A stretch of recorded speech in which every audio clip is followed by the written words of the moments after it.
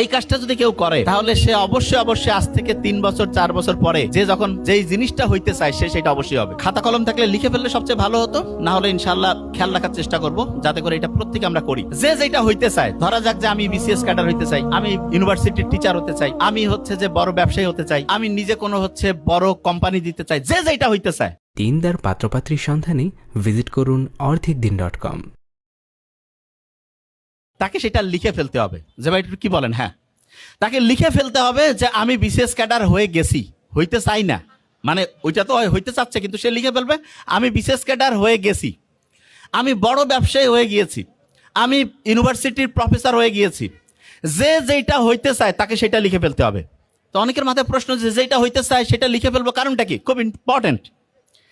আমরা অনেক সময় এরকম একটা মন আছে না, এরকম একটা মানসিকতা আছে না, যে আমি যখন এটা হব তারপরে এরকম হব। আচ্ছা, অনেকে আছে না এরকম, যে বিসিএস বা ইউনিভার্সিটির প্রফেসর হওয়ার পরে আমি এই রকম করে আমার জীবনটা তৈরি করব, এইরকম মনের মধ্যে অনেকের কিন্তু এরকম চাওয়া আছে। ইন্টারেস্টিং জিনিস, আপনি মনের মধ্যে যখন বলেন যে আমি এটা হইতে চাই, কিন্তু আপনি ওইটা লেখেনও নাই এবং হয়ে গেছে এই চিন্তাটা মাথায় আনেন নাই, হইতে চান লেখেন নাই, তাহলে বিশ্বাস করেন আপনার সফল হওয়ার সম্ভাবনা কত পার্সেন্ট জানেন? কত পার্সেন্ট? বুঝেন না আমার কথা? প্রতি 100 জনে 4 জন মানুষ অসাধারণ হইতে পারে, একদম অসাধারণ। সেই 4 জন কারা? এইটা নিয়ে সব সময় গবেষণা হয়েছে। এবং ওই যে বললাম হার্ভার্ড বিজনেস স্কুলে যে গবেষণাটা চলছিল, সেখানে দেখা গিয়েছে 100 জনের মধ্যে 4 জন ঠিকভাবে লিখছে আমি এটা হইতে চাই। আদান দিচ্ছে নাকি?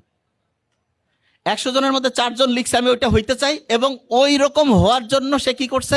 গোটাল পরিকল্পনা লিখে ফেলছে। যারা পরিকল্পনা সহ লিখে ফেলবে তারা সফল হবে। যে যেটা হইতে চায় সেটা পরিকল্পনা সহ লিখে ফেললে ইনশাআল্লাহ সে সফল হবে। আমরা যদি পরিকল্পনা সহ না লিখি তাহলে অসাধারণ হইতে পারবো না। অ্যাটেনশনের প্রথম বর্ণ কি ছিল? এ না? এ।